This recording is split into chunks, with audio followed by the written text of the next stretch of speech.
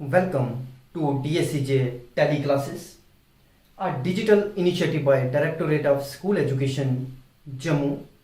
My name is Balvinder Singh and I am a teacher from district Poonch, J&K. Now, learning outcome को देखेंगे. After watching this video, students will be able to learn about peripheral nervous system. आज students आप peripheral nervous system के बारे में पढ़ेंगे. About cranial nerves and spinal nerves. आज आपको क्रेनियल नर्व्स और स्पाइनल नर्व्स के बीच में डिफरेंस जो है उसका पता चलेगा. Then types of peripheral nervous system, और हमारे पेरिफेरल नर्वस सिस्टम की कितनी टाइप्स हैं उसको भी हम आज के इस टॉपिक में देखेंगे. तो चलिए शुरू करते हैं हमारा आज का टॉपिक जो है control and coordination in animals part 2. और इसमें आज हम पेरिफेरल नर्वस सिस्टम के बारे में डिस्कस करेंगे. तो यहां पर देखिए, इस तरह का एक फ्लो चार्ट आपको सेंट्रल नर्वस सिस्टम में भी देखने को मिला था. सेंट्रल नर्वस सिस्टम में जब हमने इस चार्ट को देखा था तो हमने वहां पर ब्रेन और स्पाइनल कॉर्ड को डिस्कस किया था, और हमने जो था वो देखा था कि ब्रेन और स्पाइनल कॉर्ड दोनों मिलके ही नर्वस सिस्टम को सेंट्रल नर्वस सिस्टम को बनाते हैं. बट आज जो हमारा टॉपिक है वो हमारे पास है पेरिफेरल नर्वस सिस्टम. तो पेरिफेरल नर्वस सिस्टम में ये जो पेरिफेरल नर्वस सिस्टम है ये दो मेन नर्व्स के ऊपर काम करता है. एक हमारी सेंसरी नर्व्स के ऊपर और एक हमारी मोटर नर्व्स के ऊपर. तो सबसे पहले हम देखते हैं कि हमारी सेंसरी नर्व क्या है और मोटर नर्व क्या है. उसके बाद हम मोटर नर्व जो है वो आगे दो पार्ट में डिवाइडेड है, that is somatic and autonomic nervous system में, और फिर ऑटोनॉमिक अगेन टू पार्ट्स में डिवाइडेड है, फिर हम उसकी बात करेंगे. तो चलते हैं सेंसरी नर्व के ऊपर, या सेंसरी न्यूरॉन जिसे हम कहते हैं. तो यहां पर आप स्ट्रक्चर देखिए, सेंसरी न्यूरॉन का और मोटर न्यूरॉन का, ये दो इनके स्ट्रक्चर्स हैं. इन दोनों में जो इंपॉर्टेंट जो डिफरेंस है वो मैं आपको बता देता हूं कि इसका जो एक्सॉन होता है वो शॉर्ट होता है और वहां पर जो एक्सॉन है वो लॉन्ग होता है मोटर न्यूरॉन्स में. यहां पर जो इसकी सेल बॉडी है इस पे डेंड्राइट्स नहीं होते, और जब हम मोटर न्यूरॉन्स की बात करते हैं तो वहां पर जो उसके डेंड्राइट्स जो है वो सेल बॉडी पे प्रेजेंट रहते हैं. नाउ अब हम देखेंगे सेंसरी न्यूरॉन्स करती क्या है. Sensory neurons carry the sensory impulse from sensory organs to the central nervous system.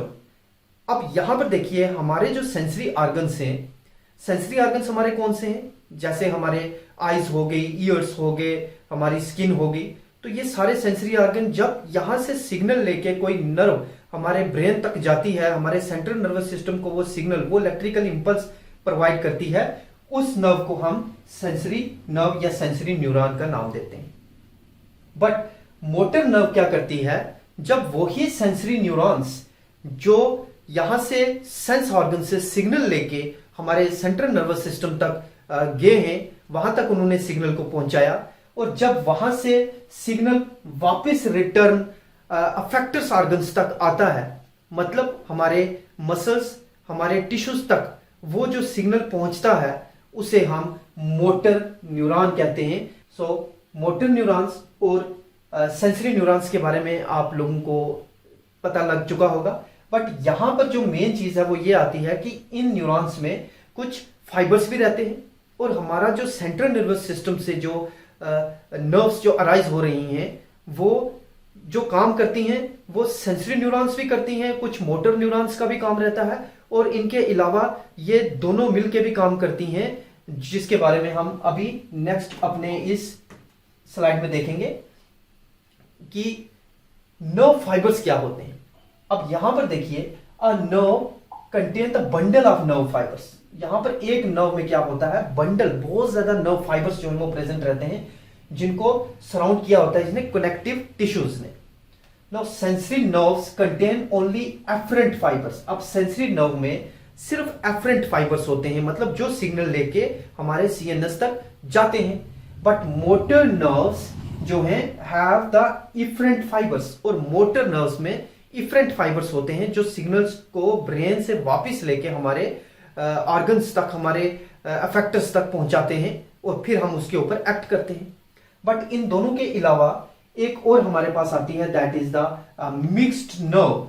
Mixed nerve में क्या होता है, these nerves contains both type of fibres. इनमें दोनों तरीके के फाइबर्स जो है वो प्रेजेंट रहते हैं, मतलब सेंसरी फाइबर्स भी उनमें प्रेजेंट रहते हैं और हमारे मोटर नर्व फाइबर भी उनमें प्रेजेंट रहते हैं। और ये दोनों चीजों के प्रेजेंट होने से ही वो दोनों फंक्शंस को परफॉर्म करते हैं। नेक्स्ट हम देखते हैं कि पेरिफेरल नर्वस सिस्टम होता क्या है।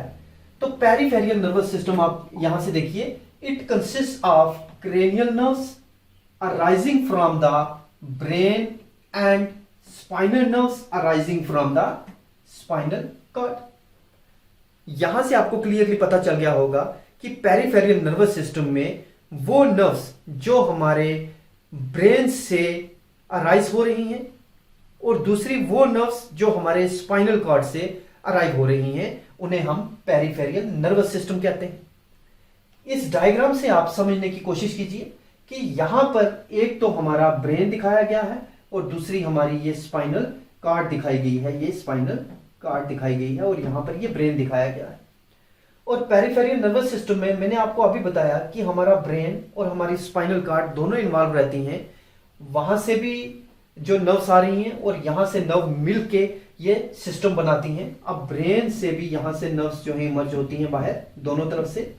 ये हम देखेंगे हमारी नेक्स्ट स्लाइड में कि कितनी नर्व ब्रेन से इमर्ज होती हैं और कितनी स्पाइनल कॉर्ड से। तो यहां स्पाइनल कॉर्ड से भी दोनों तरफ से नर्व्स जो हैं वो अराइज हो रही हैं, दोनों तरफ से होती हैं। अब ये नर्व्स क्या करती हैं, कुछ हमारी बाजू में चली जाती हैं यहां से यहां तक, और कुछ हमारे बिलो पोर्शन में, मतलब हमारी टांगों में भी ये नर्व्स चली जाती हैं और हमारी पूरी बॉडी में एक नेटवर्क बना देती हैं नर्व्स का।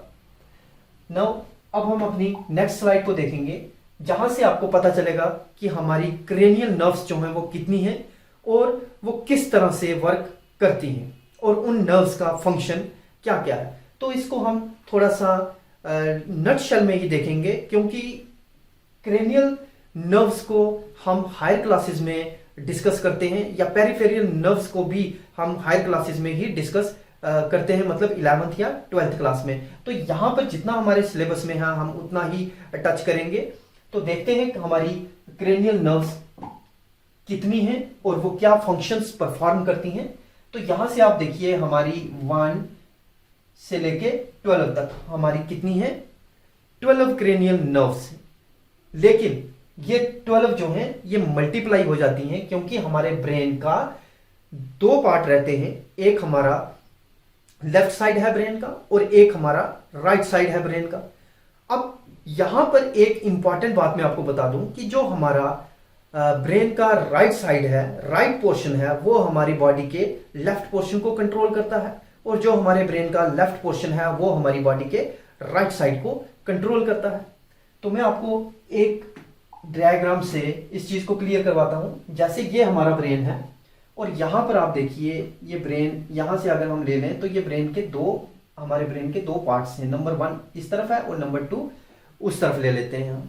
तो आप देखिए अगर 12 नर्व्स यहां से इस पोर्शन से अराइज हो रही हैं, यहां से अराइज हो रही हैं, तो 12 यहां से भी अराइज होती हैं। 12 अगर इस तरफ से अराइज होती हैं तो 12 उस तरफ से भी अराइज होती हैं। तो इसका मतलब क्या हुआ कि हमारे जो क्रेनियल नर्व्स हैं वो 12 पेयर्स हैं। कितनी हैं वो? 12 पेयर्स हैं। 12 पेयर्स मतलब हमारी 24 जो नर्व्स हैं वो हमारे ब्रेन से अराइज हो रही हैं। और इनका फंक्शन क्या है, और इसमें फंक्शंस को पढ़ने से पहले मैं आपको बता दूं कि हमारी 2 नर्व्स ऐसी हैं, एक हमारी ऑल्फैक्टरी नर्व और एक हमारी ऑप्टिक नर्व। ये जो 2 नर्व्स ऐसी हैं जो हमारे सेरिब्रम पोर्शन से अराइज होती हैं, और बाकी की जो हमारी 10 नर्व्स हैं ये वाली, ये हमारे ब्रेन स्टेम से अराइज होती हैं। ब्रेन स्टेम मतलब जब हम सेंट्रल नर्वस सिस्टम के बारे में पढ़ रहे थे तो हमने ब्रेन स्टेम के बारे में देखा कि हमारी जो ब्रेन स्टेम है उसी में हमारा सेरिबेलम, मेड्यूला ऑब्लोंगेटा और पोन्स, ये मिड ब्रेन जो है वो उसी ब्रेन स्टेम में ही रहते हैं। तो ये जो है बाकी के 10 जो नर्व्स अराइज होती हैं ये उसी ब्रेन स्टेम से अराइज होती हैं। नाउ अब हम देखेंगे हमारा इन नर्व्स का फंक्शन क्या है। तो यहां से हम क्लियरली देख सकते हैं कि पहली जो हमारी नर्व है वो हमारी ऑल्फैक्टरी नर्व है, जिसे हम स्मेल के लिए यूज करते हैं, और ये एक सेंसरी नर्व है। नंबर 2 हमारी आती है ऑप्टिक नर्व। ये भी एक सेंसरी नर्व है और ये हम विजन के लिए यूज करते हैं। मतलब ये जो 2 नर्व्स हैं, एक हमारी स्मेल को कंट्रोल करती है और दूसरे हमारे विजन को कंट्रोल करती है। नंबर 3 जो हमारी नर्व आती है वो आती है अक्यूलोमोटर नर्व। अक्यूलोमोटर नर्व जो है ये खुद ही एक ये मोटर नर्व है, इसके नाम से भी इंडिकेट हो रहा है कि अक्यूलोमोटर मतलब ये एक मोटर नर्व है। ये मोस्ट आई की मूवमेंट, जितनी भी हमारी मूवमेंट्स हैं आई की, जो हम अपनी आंख को यहां वहां इधर उधर देखते हैं, तो ये सारी की सारी मूवमेंट कौन करवाता है? ये अक्यूलोमोटर नर्व करवाती है। नंबर 4 हमारे पास है ट्रोकिलियर नर्व। अब ट्रोकिलियर नर्व क्या है? ये भी एक मोटर नर्व है और ये भी आई के मसल्स को कंट्रोल करती है। अब हमारे पास आती है 5th नर्व जो है ट्राइजेमिनल नर्व। ये दोनों काम करती है, बोथ सेंसरी का भी और मोटर का भी, ठीक है। और ये क्या करती हैं? फेस सेंसेशन एंड मेस्टिकेशन, मतलब चबाने में, खाना चबाने में, और फेस की सेंसेशन मतलब हमारे फेस के जो मसल्स हैं और खाना चबाने में जो हमारे मसल्स यूज होते हैं, उनको ये ट्राइजेमिनल नर्व जो है वो कंट्रोल करती है। नंबर 6 है हमारे पास एब्ड्यूसेंस। एब्ड्यूसेंस नर्व जो है ये हमारी एक मोटर नर्व है और ये भी आई के कुछ मसल्स को कंट्रोल करती है। अब हमारे पास आती है number 7, that is the facial nerve. अब फेशियल नर्व दोनों काम करती है, सेंसरी भी करती है और मोटर नर्व का भी काम करती है, क्योंकि दोनों तरह के फाइबर्स जो हैं वो इन नर्व्स में प्रेजेंट रहते हैं, जैसा हमने अपनी पिछली स्लाइड में पढ़ा। अगर मैं बोथ बता रहा हूं कि ये दोनों काम करती है, तो इट मींस कि इनमें सेंसरी नर्व फाइबर्स भी प्रेजेंट है और इनमें मोटर नर्व फाइबर्स भी प्रेजेंट है। और इन फेशियल नर्व्स का जो काम रहता है वो फेशियल एक्सप्रेशन और टेस्ट। अब फेशियल नर्व है तो इसके नाम से ही ये इंडिकेट हो रहा है कि ये फेस के मसल्स को, फेशियल जितने भी हम एक्सप्रेशन देते हैं, ये उनको कंट्रोल करती है और हमारे टेस्ट को भी यही कंट्रोल करती है। अब वेस्टिब्यूलोकोक्लियर नर्व जो है ये हमारी एक सेंसरी नर्व है और इसे हम ऑडिटरी नर्व भी कहते हैं। ऑडिटरी नर्व क्योंकि ये हियरिंग और बैलेंस दोनों का काम करती है, सुनने का और बैलेंस बनाने का काम ये करती हैं हमारी ऑडिटरी नर्व्स। देन हमारे पास आता है ग्लोसोफेरेंजियल। ग्लोसोफेरेंजियल दोनों काम करती है, मोटर का भी और सेंसरी का भी, और ये टेस्ट और गैग रिफ्लेक्स मतलब हमारे फेरेंक्स की, हमारे फेरेंक्स में जो जितने भी मसल्स हैं वहां पर उनको कंट्रोल यही नर्व करती है। अब यहां से हम एक चीज को देखते हैं कि हमारी जितनी भी नर्व्स हैं, ये क्रेनियल नर्व्स, ये हमारे हेड पोर्शन और हमारे नेक पोर्शन को ज्यादातर उसी को कंट्रोल करती हैं। लेकिन ये जो हमारी नर्व है 10th नर्व, वेगस नर्व, ये सबसे बड़ी नर्व मानी जाती है हमारी क्रेनियल नर्व्स में से। ये एक ऐसी नर्व है जो हमारे हेड रीजन और नेक रीजन को छोड़ के हमारी बॉडी में भी चली जाती है और हमारे एब्डोमेन तक के मसल्स को ये कंट्रोल करती है। और ये दोनों काम करती है, सेंसरी का भी और मोटर का भी। हमारी जो है 11th वो है हमारी एक्सेसरी नर्व। एक्सेसरी नर्व एक हमारी मोटर नर्व है और जो हमारे शोल्डर्स को मूवमेंट जो है वो प्रोवाइड करती है, हमारे शोल्डर को, या हम जो अपना नेक जो है वो यहां वहां हिलाते हैं तो उन सबको यही कंट्रोल करती है हमारी एक्सेसरी नर्व। लास्ट हमारी आती है हाइपोग्लॉसल नर्व। तो ये भी एक मोटर नर्व है और ये स्वेलिंग और स्पीच में काम करती है। मतलब ये स्वेल, जब भी हम कोई चीज खाते हैं और स्वेलो करते हैं उसको अपनी स्टोमक में उसको भेजते हैं, तो ये वहां पर काम करती है और हमारी स्पीच में भी यही काम करती है। मतलब इन दोनों को ये कंट्रोल करती है।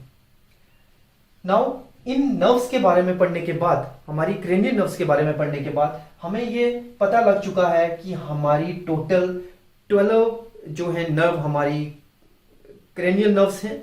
मतलब 12 one side and 12 second side, मतलब 24 नर्व्स जो हैं वो अराइज हो रही हैं हमारे क्रेनियम से, और उनका फंक्शन इस तरह से रहता है जैसा हमने पढ़ा। अब ये अगर एक नर्व, एक साइड वाली अगर ऑल फैक्ट्री नर्व है तो ऑल फैक्ट्री जो है वो दो रहेंगी, एक साइड और दूसरी साइड। उसी तरह से वेगस जो है वो भी पेयर में है, दो वेगस नर्व जो है हमारी बॉडी में भी जाती हैं। तो ये जितनी भी हैं ये पेयर में ही काम करती हैं। नाउ नेक्स्ट हम अपनी स्लाइड को देखेंगे तो वहां पर मैं आपको बताऊं, ये एक स्ट्रक्चर आप देख रहे होंगे जिसे हम फोरामेन मैग्नम का नाम देते हैं।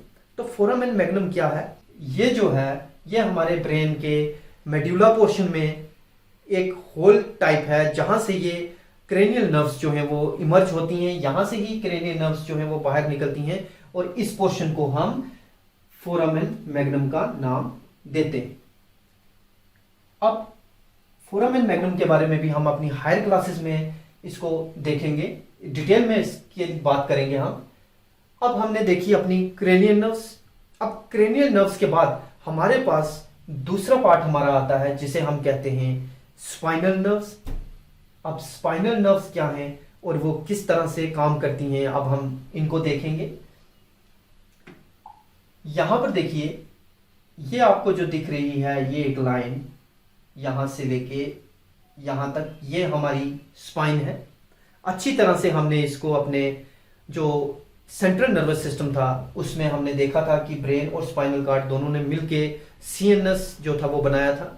अब यहां पर इस स्पाइनल कार्ड पे मैंने अभी जस्ट आपसे यही बात की थी कि कुछ नर्व स्पाइनल कार्ड से यहां से भी इमर्ज होती हैं इस तरफ से, और कुछ यहां से भी इमर्ज होती। अब ये जो स्पाइनल नर्व्स हैं और हमारी क्रेनियल नर्व्स हैं, ये दोनों मिलके एक सिस्टम बनाती हैं जिसे हम पेरिफेरियल नर्वस सिस्टम कहते हैं। अब स्पाइनल नर्व्स हमारे पास कितनी हैं? ये हमारे पास 31 पेयर में है। 31 पेयर मतलब 31 एक साइड और 31 दूसरी साइड। अब ब्रेन की अगर हम बात करें तो ब्रेन में हमने क्या देखा था, वहां पर क्या था 12 पेयर्स, वहां पर क्या था 12 पेयर थी ये, और यहां पर ये 31 पेयर है। अब 31 पेयर किस तरह से बनती हैं? जैसे हमारी यहां पर हैं, इनको हम कहते हैं सर्वाइकल स्पाइनल नर्व्स, और सर्वाइकल स्पाइनल नर्व्स जो हैं वो हमारे इसके नंबर रहते हैं 12। मतलब 12 सर्वाइकल स्पाइनल नर्व्स इस पोर्शन से अराइज होती है। नंबर 2 हमारी आती है थायरॉक्सिक स्पाइनल नर्व, जो कि इस पोर्शन में रहती है, थायरॉक्सिक स्पाइनल नर्व, और ये हमारी 8 नंबर में यहां से अराइज होती हैं। मतलब 8 नर्व्स यहां से अराइज होती हैं जिन्हें हम थायरॉक्सिक स्पाइनल नर्व्स कहते हैं। देन उसके बाद हमारी लंबर नर्व्स आती हैं और इनका जो नंबर रहता है वो है 5। मतलब 5 नर्व्स जो हैं वो हमारी यहां से अराइज होती हैं, 5 नर्व्स लंबर रीजन से, जिन्हें हम लंबर स्पाइनल नर्व्स के नाम से जानते हैं। देन सैक्रल स्पाइनल नर्व्स, ये भी हमारी 5 नंबर में रहती हैं। सैक्रल स्पाइनल नर्व्स भी 5 हैं जो इस पोर्शन से अराइज होती हैं। देन हमारी कॉकिजियल नर्व्स जो हैं इनका नंबर सिर्फ एक ही है, एक नर्व जो है वो कॉकिजियल नर्व है जो यहां से अराइज होती है। अब जितने नर्व्स को हमने यहां लिखा है उतने ही नर्व्स को हमने इस तरफ भी लिखना है। मतलब अगर वहां से 12 अराइज हुई हैं तो यहां से भी 12 अराइज होंगी, वहां से ये 8 अराइज हुई हैं तो यहां से भी 8 होंगी, ये यहां से भी 5 अराइज होंगी, और ये यहां से जो है 5 अराइज होंगी और ये यहां से 1 अराइज होगी। अब अगर हम इन सब को काउंट करें, अगर हम इन सब नर्व्स को काउंट करें तो हमारे पास जो टोटल नंबर निकल के आएगा वो क्या आएगा, 12 and 8 कितने हुए, 20, then 25 plus 5 30 and number 1 is 31। 31 nerves यहां से निकली हैं और 31 नर्व्स भी यहां से भी निकली हैं। अब 31 और 31 कितने हो गए हमारे, 62। अब यहां से जो थी वो कितनी आ गई, 62 हमारी स्पाइनल नर्व्स हैं और 12 पेयर वहां पर था और 24 हमारी जो है वो है कौन सी, हमारी क्रेनियल नर्व्स। यहां तक तो आपको क्लियर हो चुका होगा कि हमारी क्रेनियल नर्व्स कितनी हैं और हमारी स्पाइनल नर्व्स जो हैं वो कितनी हैं। और जब ये पूरा सिस्टम बन जाता है, ये क्रेनियल नर्व्स और स्पाइनल नर्व्स इकट्ठी हो जाती हैं, तभी हमारा जो है पेरिफेरियल नर्वस सिस्टम जो है वो बनता है। अब मोटर नर्व्स जो है वो भी आगे दो पार्ट में डिवाइडेड है, that is the somatic and autonomic. एक है हमारे पास सोमैटिक और एक है ऑटोनॉमिक। तो चलिए अब हम बात करते हैं अपनी सोमैटिक की। तो सोमैटिक नर्वस सिस्टम क्या होता है, the system is responsible for nearly all voluntary muscles.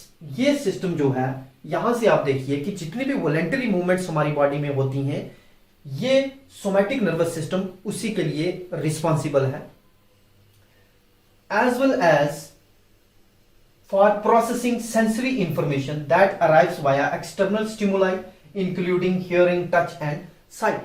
और अब यहां पर आप देखिए कि सेंसरी इंफॉर्मेशन जो हमारे ब्रेन तक पहुंची है थ्रू हमारे सेंस ऑर्गन्स, ये उनके ऊपर एक्ट करता है।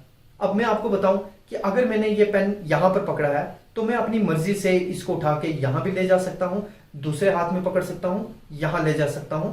ये जितना भी काम मैं कर रहा हूं, या मैं अपनी मर्जी से अपने पांव को आगे की तरफ ला रहा हूं या वापस पीछे की तरफ ला रहा हूं, तो ये सारा का सारा काम जो है ये मेरी अपनी मर्जी से हो रहा है, वॉलेंटरी में इस काम को परफॉर्म कर रहा हूं। तो ये जो सोमैटिक नर्वस सिस्टम है वो भी वॉलेंटरी मसल मूवमेंट से ही होता है। तो यही है हमारा सोमैटिक नर्वस सिस्टम, जिसमें हम वॉलेंटरली कोई काम करते हैं, अपनी इच्छा से करते हैं, हमें किसी भी नॉन वॉलेंटरी एक्शंस की जरूरत नहीं पड़ती यहां पर। नाउ नेक्स्ट हम देखेंगे ऑटोनॉमिक नर्वस सिस्टम। तो ऑटोनॉमिक नर्वस सिस्टम में भी जिस तरह से हमने सोमैटिक नर्वस सिस्टम की बात की कि वो हमारे मोटर न्यूरॉन का एक पार्ट है और ये भी हमारे मोटर न्यूरॉन का दूसरा पार्ट है। It regulates a variety of involuntary body processes. अब ये क्या करते हैं, variety of involuntary body processes, इनमें बहुत ज्यादा जो है इनवॉलेंटरी बॉडी के प्रोसेस जो है वो चलते हैं, दैट टेक प्लेस इंक्लूडिंग हमारी जैसे हार्ट बीट हो गई, हमारा ब्लड प्रेशर हो गया, हमारी ब्रीदिंग हो गई, हमारी बॉडी का टेम्परेचर जो है बढ़ता है या घटता है, एंड इमोशन रिस्पॉन्सेस। ये सारी चीजें हमारे इंटरनल ऑर्गन्स जो मूवमेंट कर रहे हैं, चाहे वो हमारी पेरिस्टालिक मूवमेंट हो या हमारी हार्ट की बीटिंग हो या हमारे एक्सक्रीटरी सिस्टम के जो है मसल्स हों, तो ये सारा काम जो है वो ऑटोनॉमिक नर्वस सिस्टम ही इनको कंट्रोल करता है। इवन के हमारे ब्लैडर को भी ये ही कंट्रोल करके रखता है। Now it is again divided into two parts. अब हमारा जो ऑटोनॉमिक नर्वस सिस्टम है वो भी आगे दो पार्ट्स में डिवाइड होता है। एक हमारा होता है सिंपैथेटिक और एक होता है हमारा पैरासिम्पैथेटिक। अब हम यहां से देखेंगे sympathetic and parasympathetic nervous system. तो सिंपैथेटिक जो नर्वस सिस्टम है वो क्या है, it is a part of the autonomic nervous system located near the thoracic and lumbar regions in the spinal cord. ये हमारे स्पाइनल कॉर्ड के लंबर रीजन में और थोरेसिक रीजन में प्रेजेंट रहती हैं ये sympathetic nerves. So its primary function is to stimulate the body's fight और फ्लाइट रिस्पॉन्स। ये हमारी बॉडी को फ्लाइट या फाइट रिस्पॉन्स के लिए स्टिमुलेट करते हैं। नो पैरासिम्पैथेटिक क्या है, it is located between the spinal cord and the medulla. ये हमारे स्पाइनल कॉर्ड और मेड्यूला के बीच में लोकेट करते हैं। So its primary function is to stimulate the body's rest and digest. ये हमारी ये जो पैरासिम्पैथेटिक है ये रेस्ट में काम करता है। अगर हम सिंपल वर्ड्स में कहें तो सिंपैथेटिक नर्वस सिस्टम जो है वो फियर जब होता है, जब हम एग्रेशन में होते हैं, जब हम गुस्से में होते हैं, तब ये एक्टिव हो जाता है सिंपैथेटिक नर्वस सिस्टम। और जब हम रिलैक्स करते हैं, हमारी बॉडी रिलैक्स होती है, तब हमारा जो है वो ये पैरासिम्पैथेटिक नर्वस सिस्टम काम करता है। तो यहां से हमें क्या देखने को मिला कि ये दोनों एक दूसरे के अपोजिट रह के काम करते हैं, एक दूसरे से अपोजिट होते हैं ये, तभी इनका काम। अब सिंपैथेटिक सिस्टम को और पैरासिम्पैथेटिक जो नर्वस सिस्टम है उसको हम इस डायग्राम से जो है वो क्लियर करेंगे। अब जो हमारा सिंपैथेटिक नर्वस सिस्टम है वहां पर आप देखिए कि पहला पॉइंट कि डायलेट्स प्यूपिल। जब भी हमें कोई डर या कोई इस तरह का कोई फियर हमारे सामने आता है तो हमारी आंखें बड़ी हो जाती हैं, प्यूपिल हमारा जो है वो डायलेट हो जाता है। तो वहां पर अपोजिट हो जाता है कि प्यूपिल हमारा कंस्ट्रक्ट हो जाता है। जैसे ही हम अपनी नॉर्मल पोजीशन में आते हैं तो ये उल्टा प्रोसेस होना शुरू हो जाता है। यहां पर बॉडी जो थी वो एग्रेशन में थी, गुस्से में थी, डरी हुई थी, और वहां पर वो रिलैक्स हो चुकी है। उसी तरह से जब हम डरे हुए होते हैं तो हमारा जो सलाइवा है वो सूखने लगता है, हमारा गला जो है वो सूखने लगता है, हमारा मुंह सूखने लगता है, और सलाइवा जो है उसकी ग्रोथ जो है वो इनहेबिट हो जाती है। देन वहां पर जो सलाइवा है वो वापस से स्टिमुलेट होना शुरू हो जाता है जब बॉडी रिलैक्स होती है या रेस्ट में होती है। रिलैक्सेस ब्रोंकाई, यहां पर जो हमारे ब्रोंकाई हैं वो रिलैक्स हो जाते हैं, और वहां पर आप देखिए ब्रोंकाई कंस्ट्रक्ट हो जाते हैं। यहां पर हमारी हार्ट की बीट जो है, हार्ट बीट वो एक्सेलरेट हो जाती है, तेज हो जाती है, और वहां पर वही जो हार्ट बीट है वो स्लो हो जाती है। यहां पर पेरिस्टालिक मूवमेंट जो है वो रुक जाती हैं, और वहां पर वो नॉर्मल पोजीशन में चली जाती हैं, स्टिमुलेट होना शुरू हो जाती हैं। यहां पर ग्लूकोज की प्रोडक्शन जो है वो ज्यादा होनी शुरू हो जाती है, क्योंकि एनर्जी हमारे मसल्स तक पहुंच जाती है। ग्लूकोज जितना रिलीज होगा उतनी हमें एनर्जी मिलेगी, और सारी बॉडी हमारी जो एनर्जी है हमारे मसल्स में और हमारे स्केलेटन में पहुंच जाती है, ताकि हम फाइट और उस फ्लाइट के पोजीशन में रहें। वहां पर जब हम रिलैक्स होते हैं तो ये बाइल को स्टिमुलेट करना शुरू कर देता है। सिक्रीशन ऑफ एड्रेनालाइन, यहां पर एड्रेनालाइन की जो सिक्रीशन है वो ज्यादा होनी शुरू हो जाती है। उसी की वजह से हमें गुस्सा या कोई भी डर जो है वो फील होता है, और वहां पर जो है ये नॉर्मल होना शुरू हो जाते हैं। यहां पर हमारे ब्लैडर की कंट्रक्शन जो है वो इनहेबिट रुक जाती है, और वहां पर वो वापस अपनी ही फॉर्म में आनी शुरू हो जाती है इस पोजीशन में, पैरासिम्पैथेटिक नर्वस सिस्टम में। तो आगे हम अपनी नेक्स्ट स्लाइड को देखते हैं। इस स्लाइड में आपके लिए कुछ असाइनमेंट्स हैं। तो असाइनमेंट में आपने क्या करना है, पहला क्वेश्चन आपने right A short note on cranial nerves and spinal nerves. एक नोट लिखना है आपने क्रेनियल नर्व्स के ऊपर और स्पाइनल नर्व्स के ऊपर। देन नंबर 2 क्वेश्चन आपका जो रहेगा, write down on your notebooks the difference between sensory neurons and motor neurons. यहां पर आपने सेंसरी न्यूरॉन और मोटर न्यूरॉन के बारे में जो है वो लिखना है, और वहां पर अगर आप चाहें तो इन दोनों की डायग्राम भी ड्रा कर सकते हैं और उनके पार्ट्स भी अलग अलग बता सकते हैं। सो आज हमने जितना भी पढ़ा उसको थोड़ा सा रिव्यू करेंगे।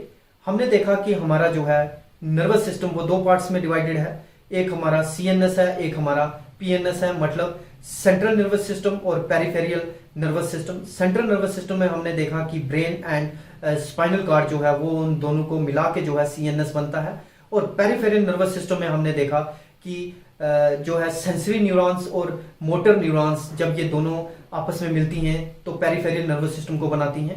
तो यही 2 मेन नर्व्स हैं जो पेरिफेरल नर्वस सिस्टम पे काम करती हैं।